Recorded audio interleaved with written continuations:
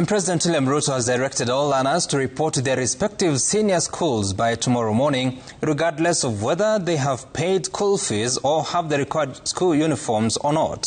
Speaking in Meru County during the disbursement of funds under the Nyota Business Support Programme, President Ruto said the government, having released 44 billion shillings in capitation at the start of the year, schools have enough resources to accommodate the new learners as they join.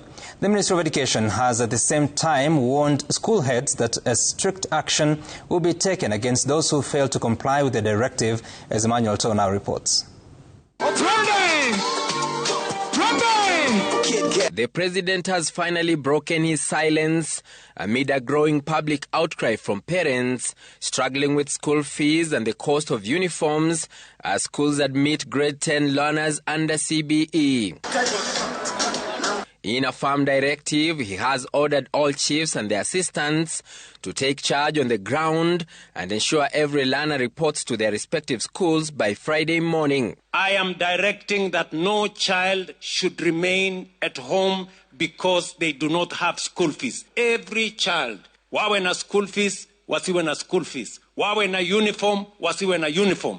Waende shuleni tomorrow morning. Na mimi nataka chiefs, na assistant chiefs, na members of provincial administration, every child in Kenya must report to school tomorrow because we have provided the money to teach all our children. President Ruto maintaining that the government had already disbursed sufficient capitation to at least last schools the first term of the calendar year. Tumetuma pesa bilioni 44 kusomesha watoto wetu.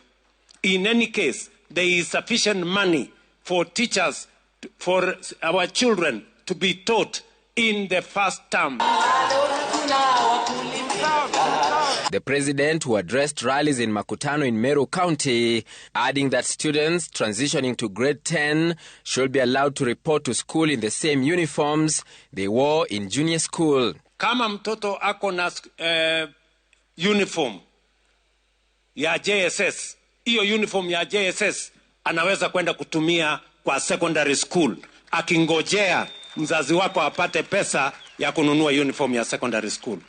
Mtoto wa Kenya asibaki nyumbani kwa sababu ya uniform.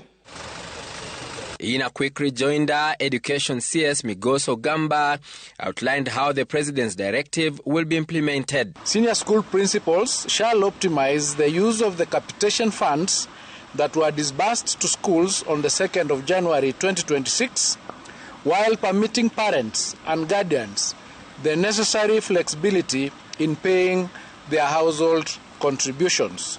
The ministry also cautioned parents against failing to present their children to school tomorrow morning, citing provisions of the Basic Education Act. CS Ogamba extending the warning to school heads, stating that failure to comply with the presidential directive will attract legal and administrative consequences. Any reports of non-compliance with the foregoing directives shall be made to the nearest education office or National Government Administration Office for appropriate action. Emmanuel Toh, Citizen TV, Nairobi.